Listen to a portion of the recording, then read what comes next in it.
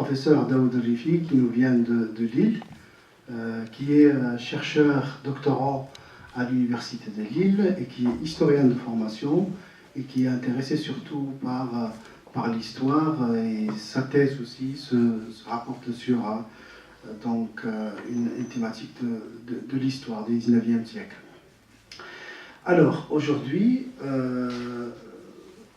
nous l'accueillons surtout pour nous parler de la valeur de l'histoire, généralement dans l'histoire de la pensée islamique.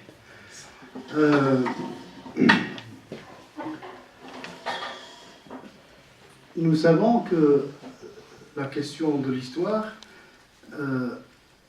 est comme disait par exemple Nietzsche, que l'homme de l'avenir est celui qui aura la mémoire la plus longue. Alors, la thématique de l'histoire, elle était présente depuis l'aube de la pensée humaine.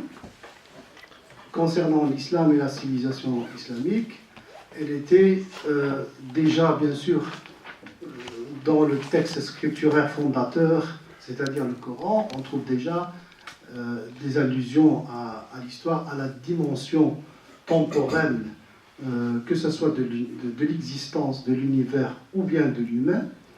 Et par après, on trouve un intérêt crucial par les penseurs, les théologiens, les savants, l'élite, par rapport à un intérêt à l'histoire en tant que dimension, bien sûr, existentielle, et en tant que discipline, que science qui va vraiment donc attirer l'attention de plusieurs savants.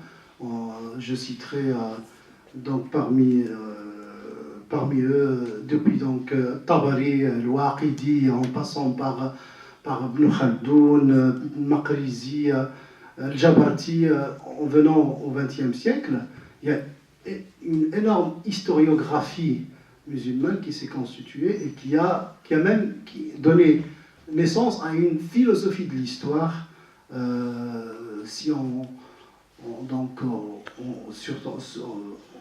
le cite, on cite ce terme de philosophie de l'histoire dans sa conception hegelienne. Voilà. Sans tarder, je crois que l'enjeu il est énorme, le thème il est très intéressant.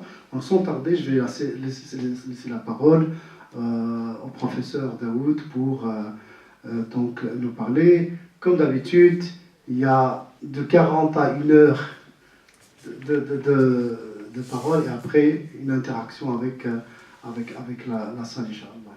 Barakallahu. Salam alaikum.